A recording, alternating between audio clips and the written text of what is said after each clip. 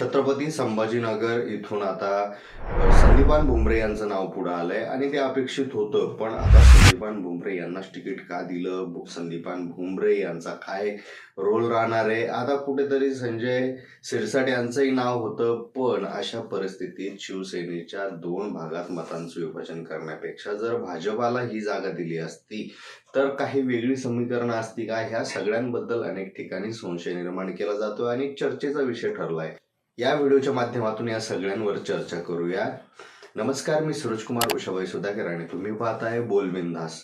आता छत्रपती संभाजीनगरचा जर आपण विषय पाहिला तर अनेक दिवसांपासून इथली उमेदवारी महायुती दाखल करत नव्हती किंवा स्पष्ट करत नव्हती. आता या संदर्भात जर विचार केला तर नेमकं काय प्रॉब्लेम येत होता, काय समस्या येत होती याचंही कोणतंही स्पष्टीकरण अजून मिळत नव्हतं. पण असं एक संकेत आहेत की असे काही गेस काढले जातो की यामध्ये आपल्याला दिसून येतं की जे भागवत कराड आहेत, म्हणजे केंद्रीय राज्यमंत्री असतील किंवा राज्याचे कॅबिनेट मंत्रीमध्ये ज्यांचे स्थान आहे ते सावे असतील, हे सगळे लोक इच्छुक होते. त्यामध्येच विनोद पाटील हेही इच्छुक होते त्यांच्या ठिकाणी. त्याच्यानंतर जर आपण पाहिलं जीवन राजपूत हेही इच्छुक होते आणि आणखी काही नावं आपल्याला सांगता येतील. आता या सगळ्यांचा विचार केला तर आता नेमकं तिकीट कोणाला द्यायचं? अर्थात ही सगळी जी नावं आहेत यातले 3 जी नावं आहेत, म्हणजे जीवन राजपूत असेल, सावे असेल, त्यानंतर कराड असेल, हे भाजपाच्या वतीनं इच्छुक होते. त्यानंतर विनोद पाटील हे शिंदे गटाकडून इच्छुक होते आणि बाकीची काही वेगळी समीकरणं, अजितदादा पवार गटाचा तर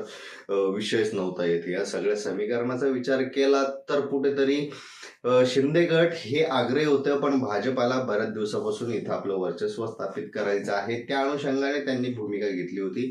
आणि इथून जो सर्वे जर आपण पाहिला तो सर्वे कुठेतरी भुमरे यांच्या बाजूनं जात नाही असंही बोललं जातं. कारण भुमरे जिथून प्रतिनिधित्व करतात तो मतदारसंघच मुळात छत्रपती संभाजीनगरात येत नाही, तो कुठेतरी जालनामध्ये येतो असंही दिसून येतं. त्यामुळे त्यांचा प्रभाव बाकीच्या क्षेत्रावर किती प्रमाणात पडेल याबद्दल साशंकता भाजपाच्या मनात होतीच.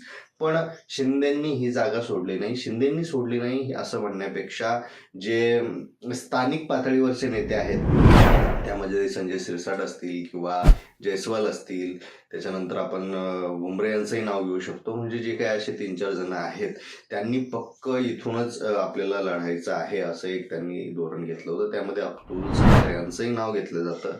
आता शेवटी कुठेतरी म्हणजे आता हे सगळं जर पाहायला गेलं तर संजय सिरसाट यांना मंत्रिपद पाहिजे होतं, त्यांना ते मिळालं नाही. ते मंत्रिपद संदीपान भुमरे यांना गेलं. हे सगळ्या जर घडामोडी पाहिल्या आणि होणाऱ्या घडामोडी पाहिल्या तर आगामी काळात जर ते खासदार झाले तर इथलं जे राजकारण आहे ते सरळ संजय सिरसाट यांच्या हातात येऊ शकतं. म्हणूनही त्यांच्या पाठीमागचा एक वेगळा गेम असू शकतो आणि म्हणून त्यांनी स्वतः भुमरे यांच्यासाठी ताकद लावली होती की यामध्ये 2 गोष्टी आहेत. ते जर केंद्रात गेले तर राज्यामध्ये जो या शहरातून जो चेहरा पुढे येईल तो सिरसाटांचा असेल.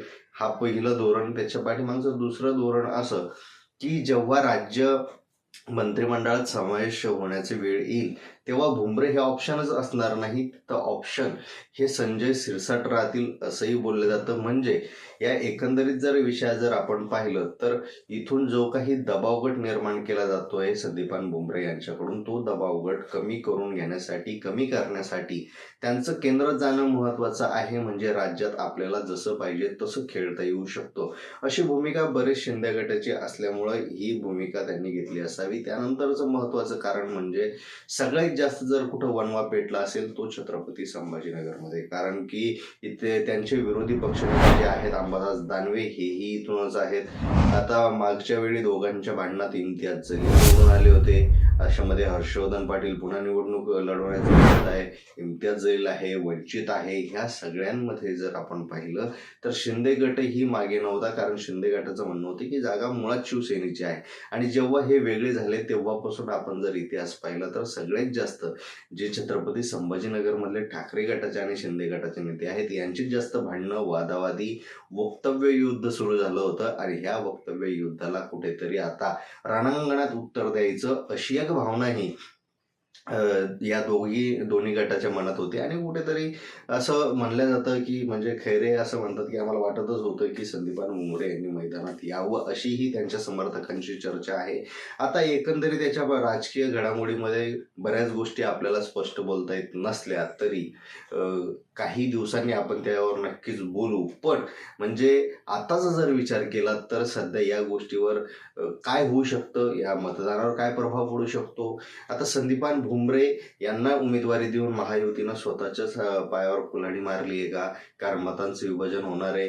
या सगळ्या गोष्टी जर पाहिल्या तर याचा सगळ्यात मोठा फटका कोणाला बसू शकतो हे आम्हाला कमेंटमध्ये नक्की सांगा.